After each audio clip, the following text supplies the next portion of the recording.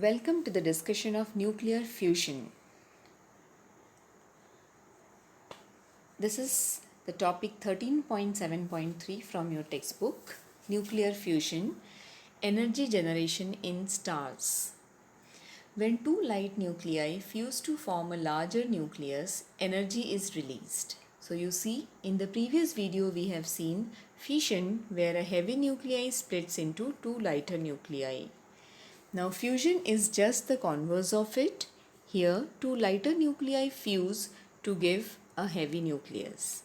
In both the processes, large amount of energy is liberated out.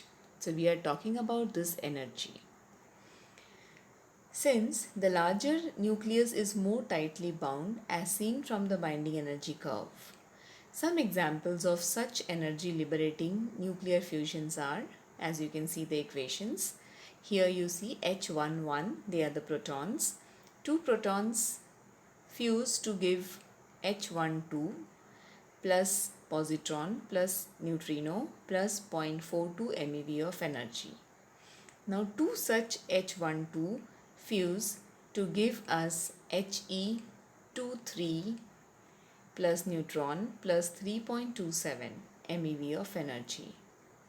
Again, two more H12 fuse to give us H13 plus H11, that is another proton, plus 4.03 MeV of energy.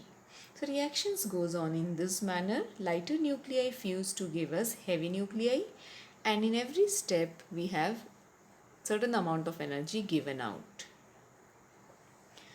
Diagrammatically, this is how a fusion reaction is shown. Deuterium isotope, that is H12, fuse tritium with H13. When these fuse, it gives us helium, that is an alpha particle, a neutron, and large amount of energy is given out. The barrier heights of two protons is around 400 kilo electron volt and is higher for nuclei with higher charges. We can estimate the temperature at which two protons in a proton gas would have enough energy to overcome the Coulomb barrier. Now here we'll work out what is the temperature required for fusion to start. We have the formula 3 by 2 kT is equals to kinetic energy. Now K, the small letter k on left hand side, is a constant called as Boltzmann's constant. So it is 3 by 2 kT, which is equivalent to the kinetic energy of 400 electron volt.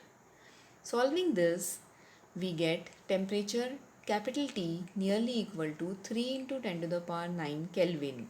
This is very high temperature. When fusion is achieved by raising the temperature of the system so that particles have enough kinetic energy to overcome the Coulomb repulsive behavior, it is called thermonuclear fusion. The term used is thermonuclear fusion because in order to get the nucleons closer so as to fuse into each other, we need very high amount of energy. Thermonuclear fusion is the source of energy output in the interior of stars. The celestial objects that gives so much amount of energy since millions of years have fusion reaction as the source. The interior of the sun has a temperature of 1.5 into 10 to the power 7 Kelvin, which is considerably less than the estimated temperature required for fusion of particles of average energy. Clearly, fusion in the sun involves protons whose energies are much above the average energy. So the energy that sun is giving us since billions of years, that comes from the nuclear fusion reaction that is going on inside the sun. The fusion reaction in the sun is a multi-step process in which hydrogen is burned into helium. Thus, the fuel in the sun is hydrogen in its core. The proton-proton, that is the pp cycle by which this occurs, is represented below. Let us understand what is this pp cycle. Equations are there These are the stepwise equations that follows. Here we see two protons, that is H11 fuse to give us H12 plus positron plus neutrino and some amount of energy. Now this positron annihilates with an electron to give out energy as gamma photons plus 1.02 MeV. H12 fuses with H11 to give us He23 plus gamma photon and 5.49 MeV of energy. He23 is not stable, so two such nuclei fuse to give us He24, that is a helium nuclei. In addition to this, two more protons are formed and 12.86 MeV of energy is liberated. So you see in this process, the protons have fused to give us helium and two more protons with large amount of energy. For the fourth reaction to occur, first three reactions must occur twice, in which case two light helium nuclei unite to form ordinary helium nucleus.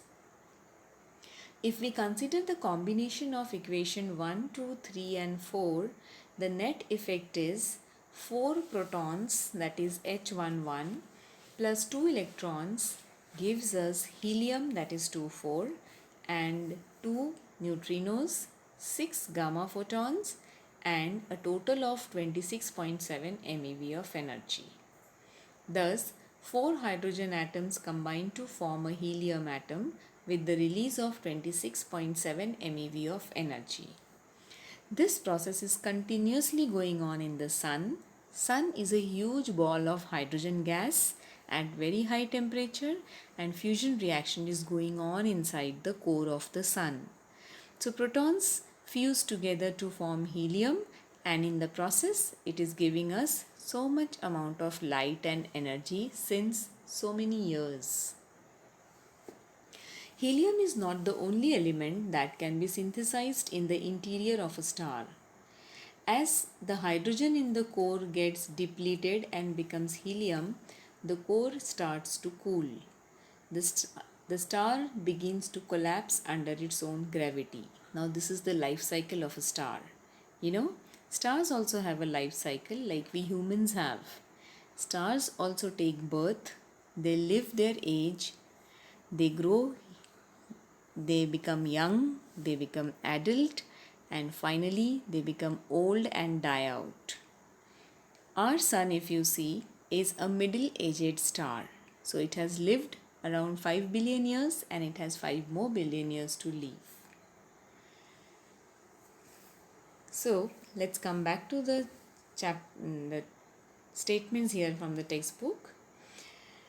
The star begins to collapse under its own gravity, which increases the temperature of the core. If this temperature increases to about 10 to the power 8 Kelvin, fusion takes place again, this time helium nuclei into carbon. So, once the total amount of hydrogen gets converted into helium, and when temperature goes to 10 to the power 8 Kelvin, another fusion reaction will start where two helium nuclei will fuse to form carbon. So you see, hydrogen gets converted into helium after so many billions of years, and then helium will gradually start with another fusion reaction to get converted into carbon.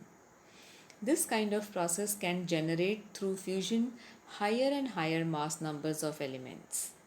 But elements more massive than those near the peak of binding energy curve cannot be so produced.